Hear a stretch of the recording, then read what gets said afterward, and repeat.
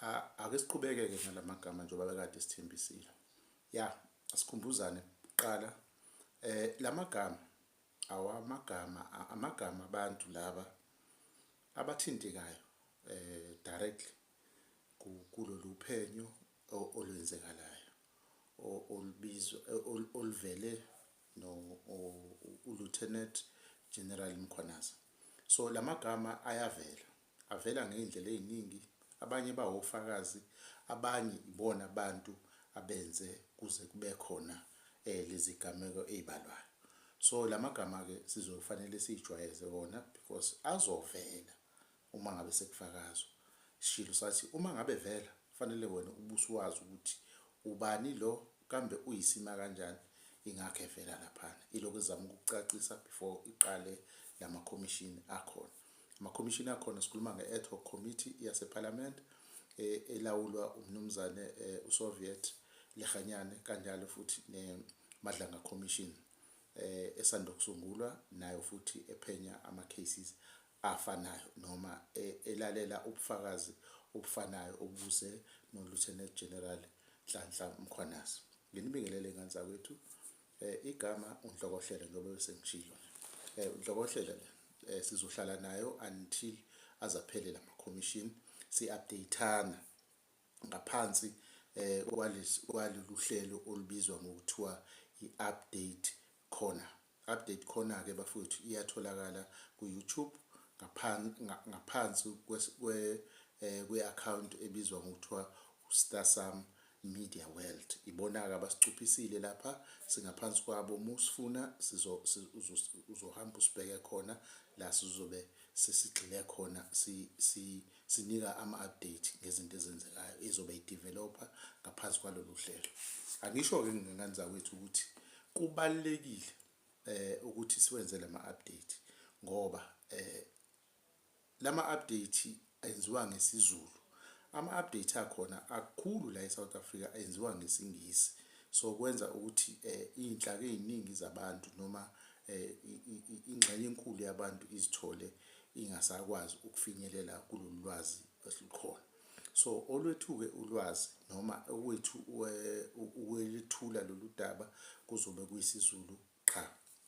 Sogxila nje esiZulwini, ingakho-ke sicele ukuthi siyithole le support yenu ingane zakwethu. Siyibiza-ke ngeMkhwanazi Saga. Mufuna nje yona uzohamba uthi uMkhwanazi Saga, then-ke uzobe usukwazi ukuthi nawe uyilandele usuku nosuku. Now siwabizile-ke amagama amanye asekuqaleni noma siwaxovile but uzowezwa ukuthi no abantu laba abavelayo. KunoHangwani Morgan Maumela. Hangwani Morgan Maumela ey'nsukwini nje noma kulona leli viki eliphilayo ungenile-ke endabeni, seyishaqwa yonke lento le ayitholile ngenkohlakalo. UMahangwani-ke uyamaniswa nopresident okhona njengamanje uRamaphosa. Kunobuhlobane obukhona esizobuchaza deep uma sesichaza ngayo uHangwani ukuthi uyisihlobo kanjani noCyril Ramaphosa. Waziwa-ke ngeDidon yaseThembisa Hospital. Uyena-ke umuntu-ke obenze kakhulu ubuqhophololo lapha noma ubuqhophololo laphana kulesa sibhedlela esibizwa ngeThembisa Hospital. Ukuthi kanjani sizokuthola lokho uma sesingena kuyena. And also sino Shadrack Sibiya, uLieutenant Shadrack Sibiya. uLieutenant Shadrack Sibiya uyisekela lika National Commissioner. Isekela lika National Commissioner. uLieutenant Sibiya-ke siyazi ukuthi ususpendiwe. Ekuveleni kwalezi ekupheleni kwe-interview eyenziwa uMkhwanazi, igama lakhe livele kakhulu ukuthi uyangena ey'ntweni ey'ningi ezokukhohlakala, uhamba ney'gebengu nabantu ababhedayo abantu abafana no-Brown Mkhosi kanjalo no-Cat Mahlala. So wase eyamiswa kumanje uphansi phezulu ney'nkantolo, ufuna ukubuyela ngenkani. Ufuna ukubuyela ngaphansi kombuso wamaphoyisa. So into-ke isamise kanjalo. Siyazi ukuthi kunalamadokodo awu-121 atholakala ekugcineni ukuthi athathwa ahamba ayobekwa e-ofisini lakhe. uLieutenant Sibiya ke lo, and sibe no Kakhalka Firoz emva kokususpendwa noma kokumiswa kuka minister noma ungqongqoshe wamaphoyisa uSenzo Mchunu, kubeke sekungena uKakhalka Firoz. uFiroz Kakhalya noma ngabe limi kanjani igama lakhe ikona lokho, uthe efika nje waba naye izinto ezingaqondakali, even nokukhethwa kwakhe nazo zonke izinto kunobuhlobo obu-strong obumnyamanisa nopresident okhona njengamanje uCyril.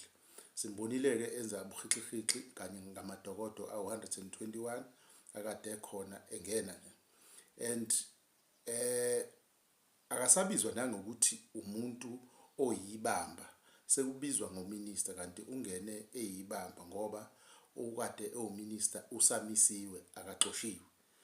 Khona futhi nayo confusion ngayo le ndoda ekuthiwa uFiroz. Sibe Tebogo Thobejane ke intombi enhle leyo bafowethu, sizoyibona nje sizoyichaza iyavela idlala lapho kulo wambukiso okuthiwa umbango noma umvango waseLimpopo. Yona ke ibizwana kakhulu nomuntu owuyena ophambili kuyo yonke lolu daba okuKat Matlala. Kunesehlakalo ke la abazama khona ukumbulala kwagcina esindile, kangangokuthi uKat elinye licala aboshelwe yona, uboshelwe ukuzama ukubulala yona lentokazi. Uyena umuntu futhi obalekile kuyo yonke le ndaba, uyena ke uTebogo Thobejane. La kuneyinhlaka ke zikahulumeni nazo ke ezivelayo ekhona. Sinemadlanga commission. Amadlanga commission ke ibunjwe right after uGeneral Mkhwanazi enze leya interview yangomhla ka-6 July, and then weeks after yase iyabunjwa ke imadlanga commission ngenxa yesasasa noma izikhalo zabantu ukuthi lolu daba fanele libhekwe serious, lifakelwe ibuko. Ingakho ke i-commission ikhona ke njengamanje. Iqalile ukusebenza ngomhla ka-1, nako ukuqala kokusebenza kwayo kube nobuhixihixi obenzekile, ibifrustratewa ngendlela eziningi, kodwa ke iqalile ukusebenza. Ayikaqali ukusebenza, isase officeini, akakagibili ngisho yedwa ufakazi eboxini. Sinayo ke imadlanga commission, iyona ke le commission le ezofanele sicijise amadlebe siyilalele nangendlela econductwa ngayo nofakazi abazobe bekhona. Iyona lesoloku sithulelana ngayo ukuthi kwenzakalani. And sine ad hoc committee. I-ad hoc committee ilela committee laseParliament elakhethwa ngekhathi ngekhathi ocommissioner beya eParliament. It was around March this year. Baya eParliament bothula ubufakazi, kwasekukhethwa le commission. Ile commission kuneyikhala ukuthi emva kokukhethwa ayikazi isebenze. Now njengamanje ke iyona eyenza umsindo omkhulu ke ukuthi iyona sengathi izinto zawo ayihlangani kahle, ofakazi abafuni ukuza kuyona kanjani ayikazi isebenze. Ile engeke ngasho ngathi iholwa umnumzane uSoviet uLekganyane. Ayikazi isebenza kuze kube manje, but iqalelwe isikhathi esingango 3 months ukuthi iqede. And ukubaleka kwayo kukhulu kakhulu eSouth Africa ngoba into ezobe iyenza yona iyabhinda into eyenzayo, unlike imadlanga commission ezobe isebenza ngezinto ezingabhindi lutho. So ukusebenza kwayo akucindezeli umuntu, ingasebenza kuze kushaya 5 years 10 years, izofana ingagcina ifanile nezondo commission nayo eyasebenza yagcina ingabonakalanga iziphumelo zayo. Sinala okuyibona abantu abaphambili, i-political killings task team. I-political killings task team iwona ke lo wamnyango lo osuse yonke le nto. Bafowethu bhola ke selise kwi-court yethu. Uma sisuka la singakhohlwa uhambe usubscribe laphana, usubscribe laphana ku-Starsam Digital World ku-YouTube kumahala bafowethu, awukhokhi imali. Then thina okwethu ukuthi sinithulele ukusuka nokuhlala wayo yonke lento ezokwenzeka. But before iqale sizonithulela ufakazi ngamunye ukuthi ulinka kanjani kulama cases. Siyabonga.